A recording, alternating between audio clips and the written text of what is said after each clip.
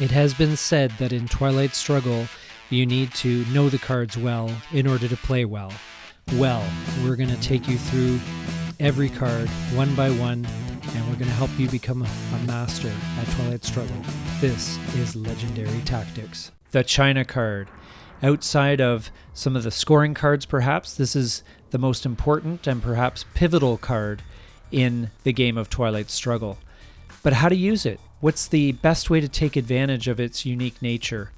We're going to take a look at that from each side, from the Soviet and the US side, and show how each player can take advantage of the opportunity this card provides.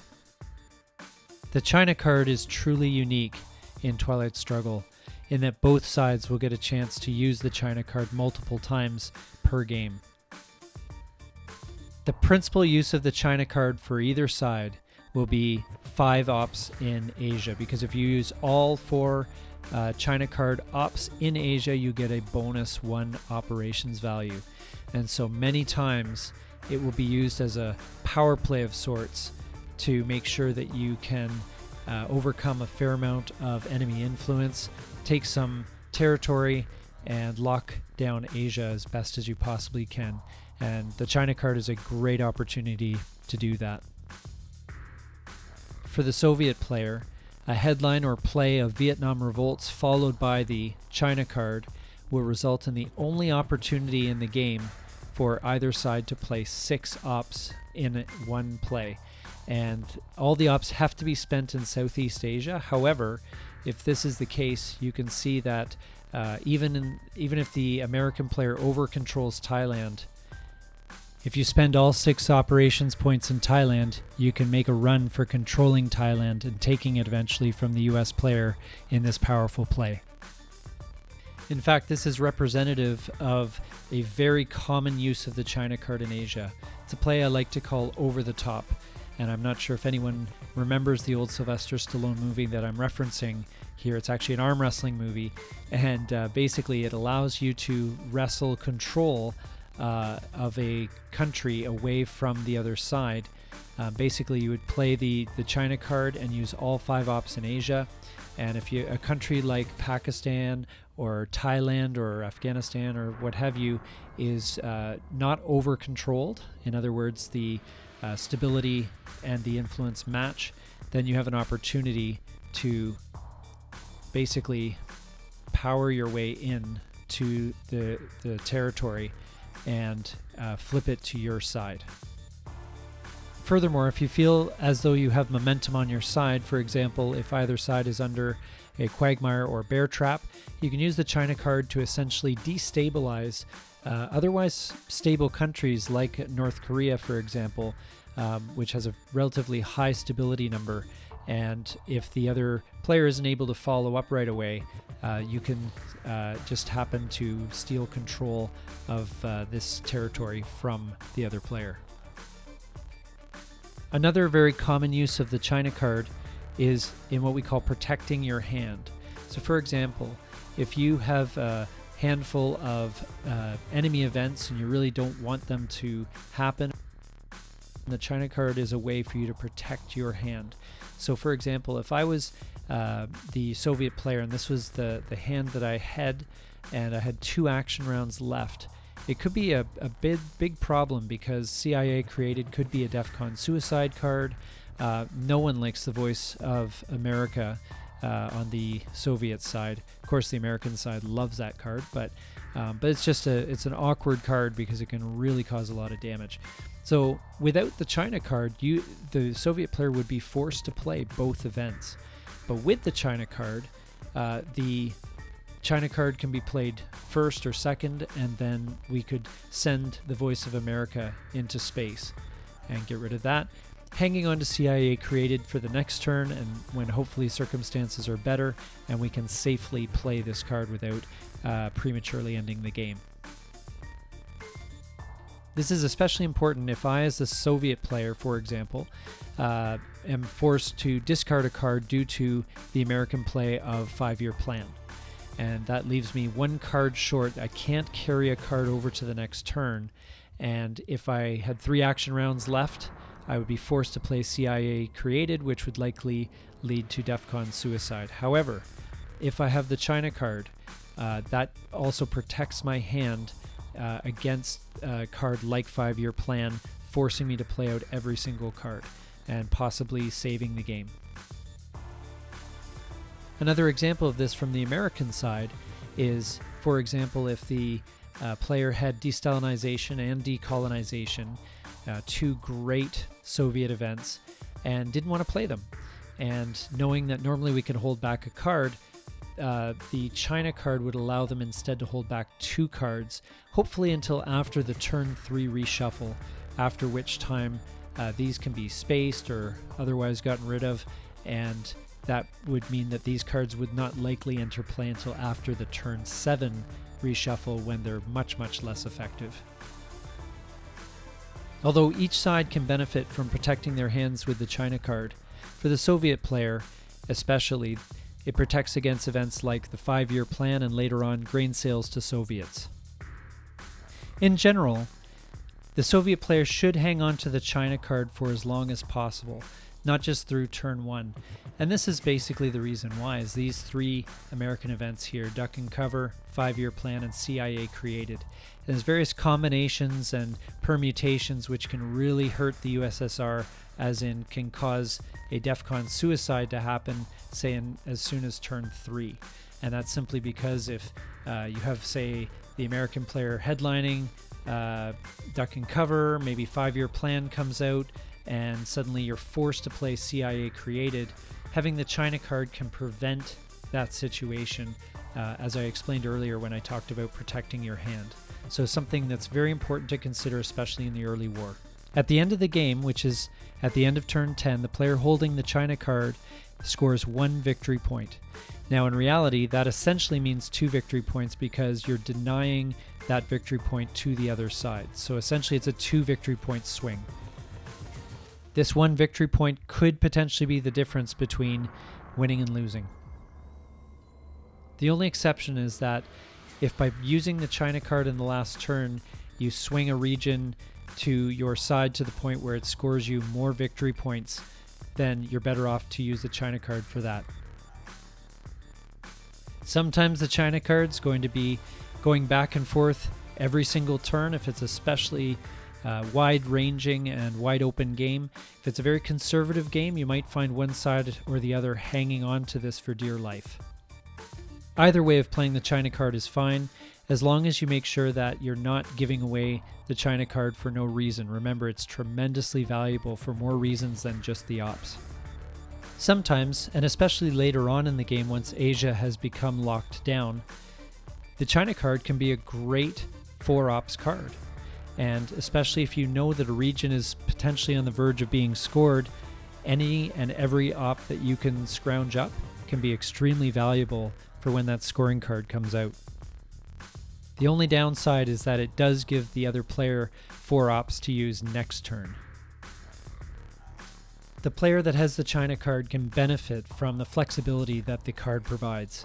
It allows you to plan your hand more reliably, more effectively, more predictably, and basically in a game where there's lots of events to throw you off your balance, this is something that allows you to keep your poise. As far as events that interact with the China card, we have the Formosan Resolution in the early war, and realistically this is not a very effective event for the American player to invest 3 influence in Taiwan when there's so many other places that are far more important. This card's event is generally pretty ineffective. However, if you're the Russian player, you may want to play the Formosan Resolution for the event after playing the China card, which limits the damage as far as having the Taiwan territory in play as a battleground country. Mid-war brings some very interesting event interactions. First of all, the Cultural Revolution. For the Soviet player, they can claim the China card face up and available for play from the US player, so literally taking it out from under them.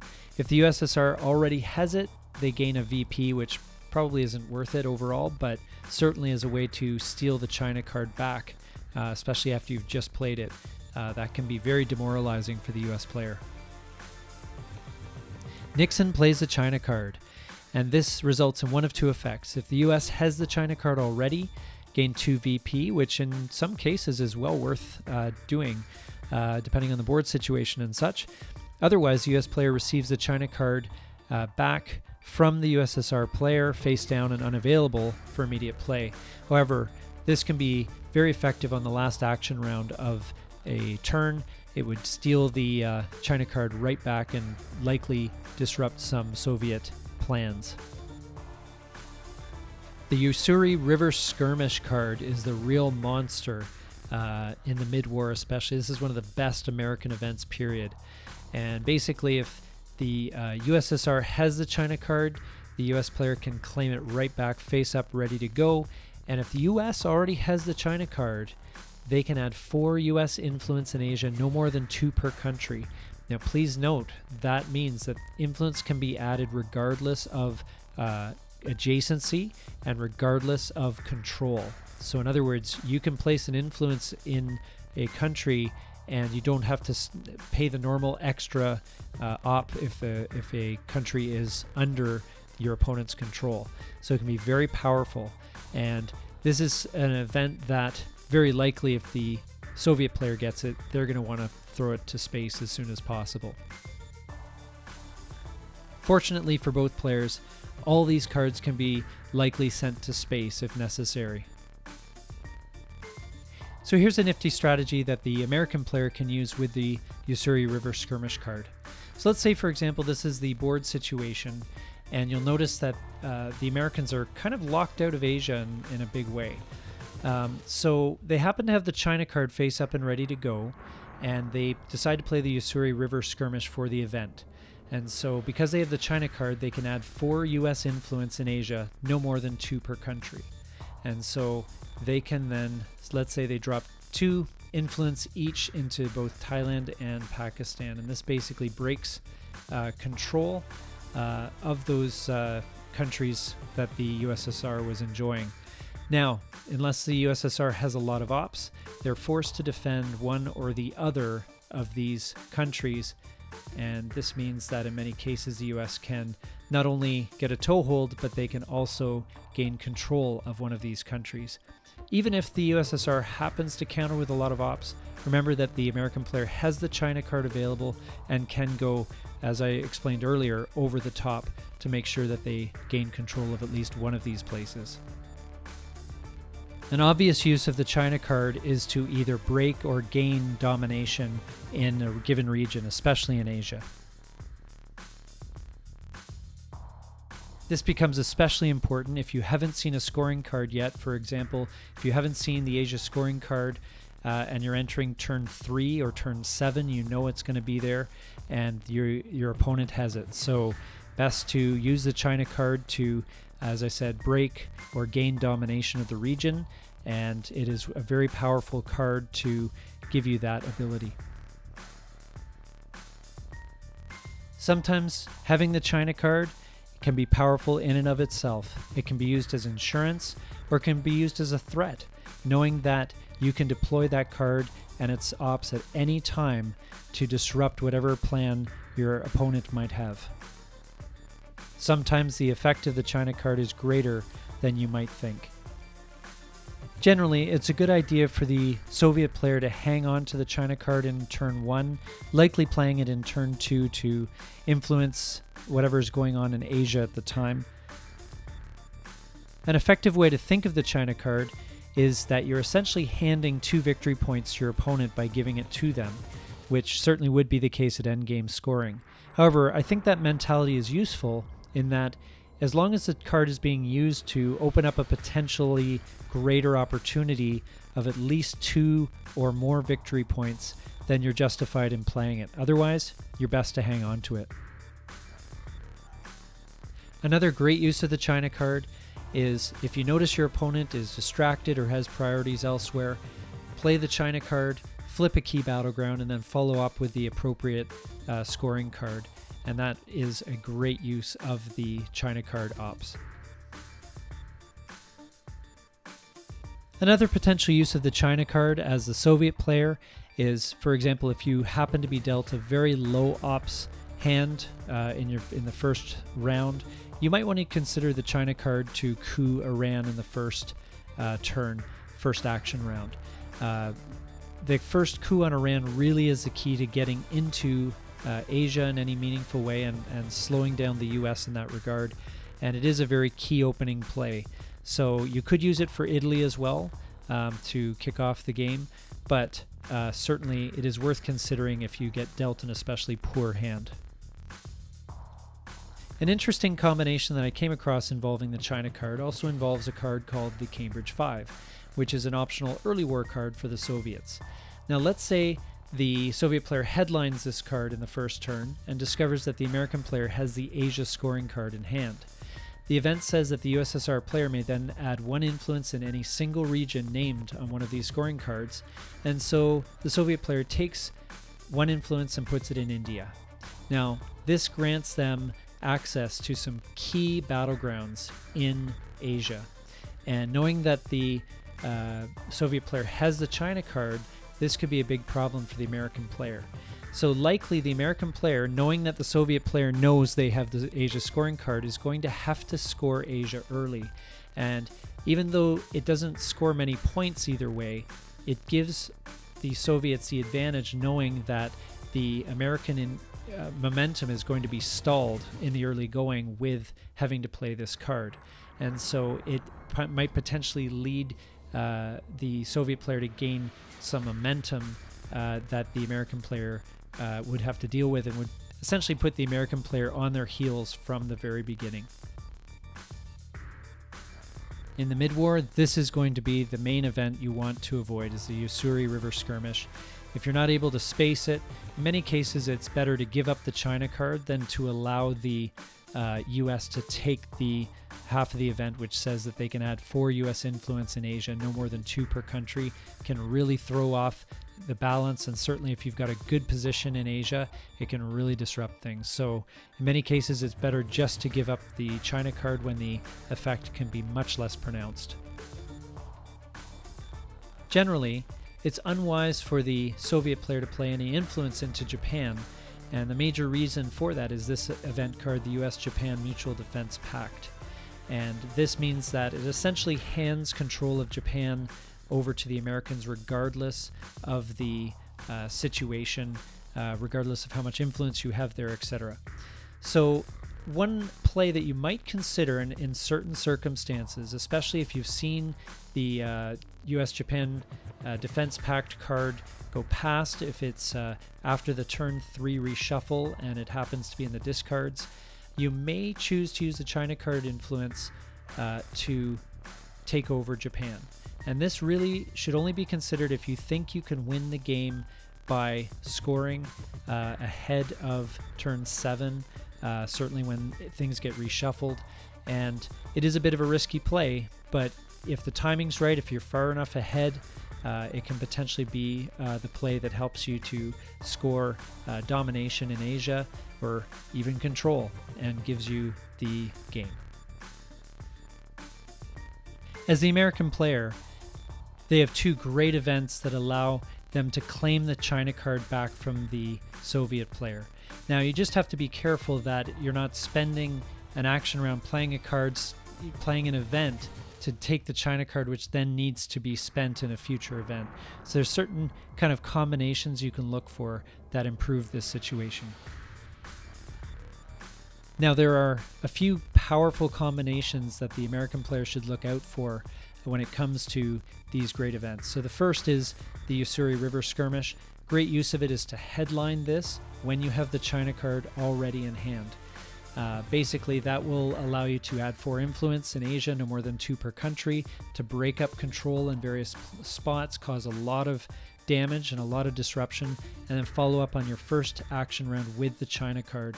And those 5 ops can be devastating as a follow-up to this headline. Another powerful combination is to play the China card in the second last action round, and then finish off the turn by playing Nixon Plays the China card. And that gives you the China card right ready to go for the beginning of your next turn. There's very little that your opponent can do to block or affect either of these plays. The China card can be a great final card for the US player. At the end of turn 10, basically in the last action round, the China card can be very powerful because those 4 or 5 ops can swing a region from presence to domination, take away victory points from the other side. If you math it out right, it can be enough to win you the game. So as long as you remember that essentially by playing the card, you're essentially handing your opponent 2 victory points because of the point that you don't get and the point that they get for having the China card at the end of the game. As long as you take that into consideration and you math it out, if you are able to use those ops to swing a region and get you more points that way, then absolutely do it. A great example of the final action round, final turn play by the US player might look something like this. And it's just spending the China card ops to place influence in a way that breaks up control of a couple of battleground states held by the USSR. And that in effect cancels out the 2 victory point swing that playing the China card at this juncture would give the Soviet player because they would lose 2 battlegrounds and therefore the scoring on those 2 battlegrounds. So essentially this in and of itself is a neutral play. However, if it causes, in this case, the US to have presence and the Soviet player loses domination or presence, then it is obviously an even greater play in this case. So if you see the opportunity, even if it's not flipping a battleground or stealing a battleground in any way, even if it's just disrupting control of key battlegrounds in key areas, this can justify the final action round play of the China card. And it can be an amazing play and a game-winning play. This has been our look at the China card, a very interesting and powerful card, very key to victory in Twilight Struggle, and I hope this video helped you to understand it a little bit better. I'm NATO, this is Legendary Tactics. Thanks so much for watching. Please like and subscribe, and we'll see you next time.